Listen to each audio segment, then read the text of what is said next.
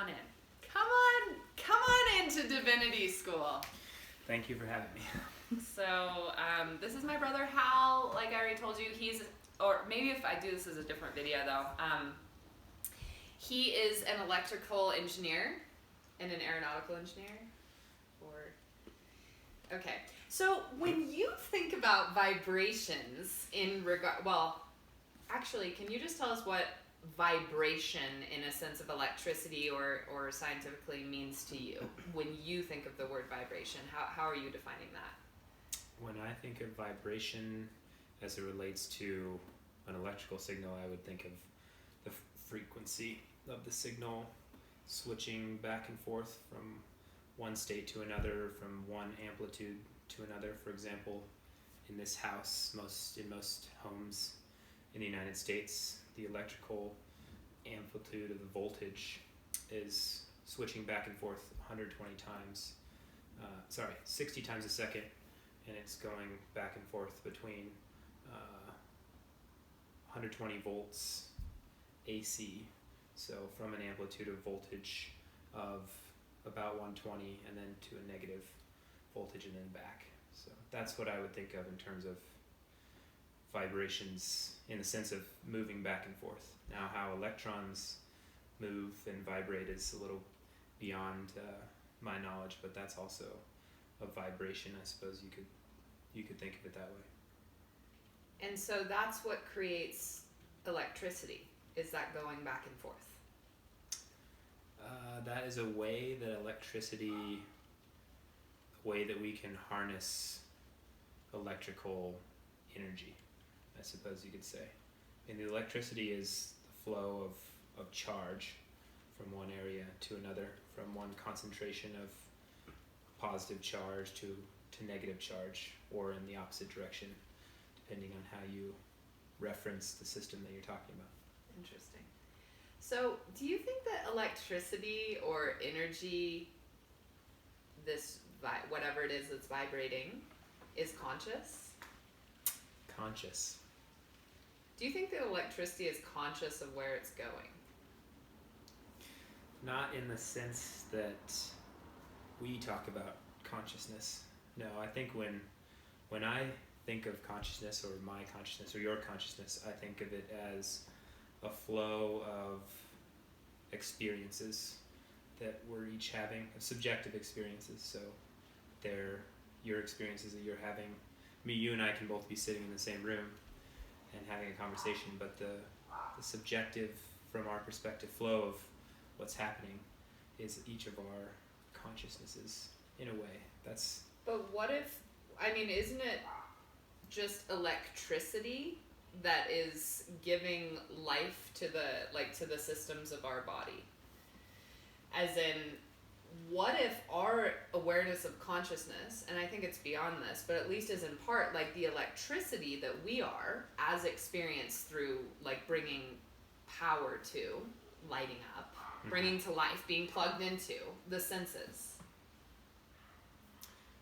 What if consciousness is electricity? Is what I'm is sort of part of what I'm asking.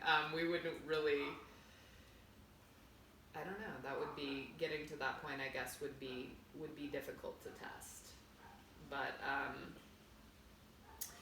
so what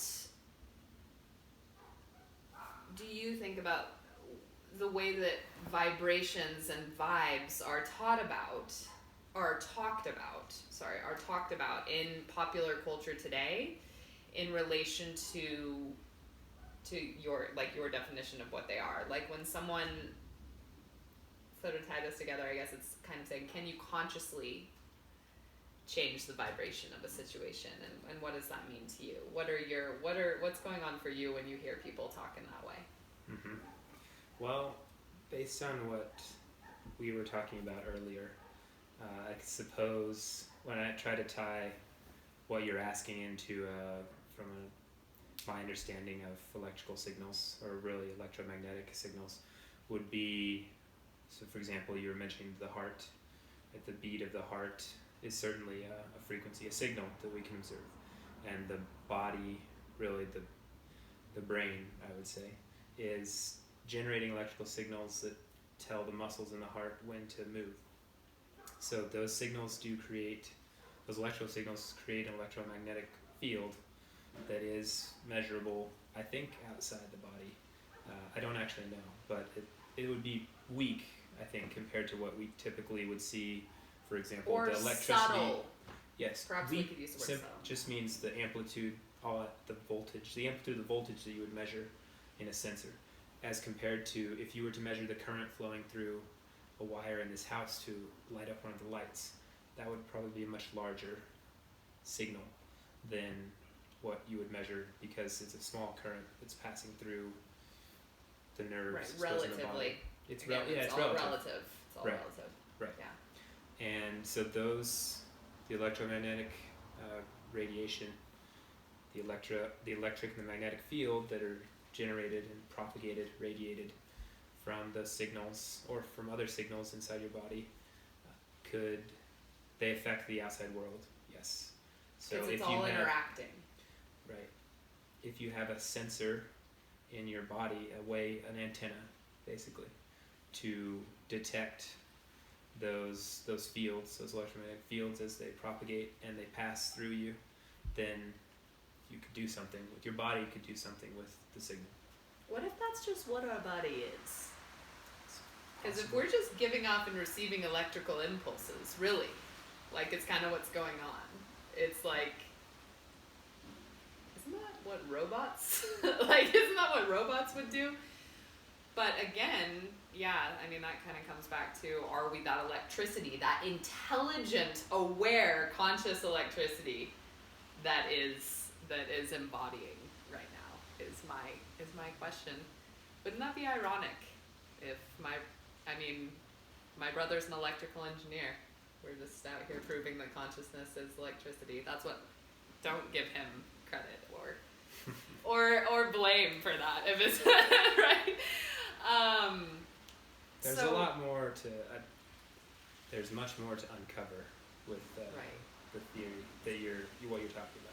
Yes, exactly. And I'm just kidding about trying to prove a theory. Honestly, to me, what is interesting to me, and even with conversations like this and what I want to do on divinity school and just in life, is like, it's so interesting, or it's only meaningful to me if we're seeing how do these scientific truths matter, or how can I practice them in a way that is like in alignment with my spiritual truth. But I also think it's really good to like ask the electrical engineer, what are you thinking when you hear people be like vibrations, like good vibrations? Because the point is there's an electromagnetic way to look at this, and it's very real, and practicable and practical. I'm not saying that we've solved the mystery of consciousness.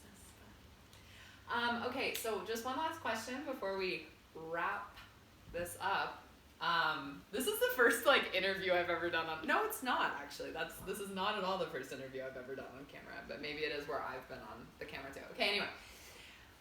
In your own practical, practiced everyday life, what do you do?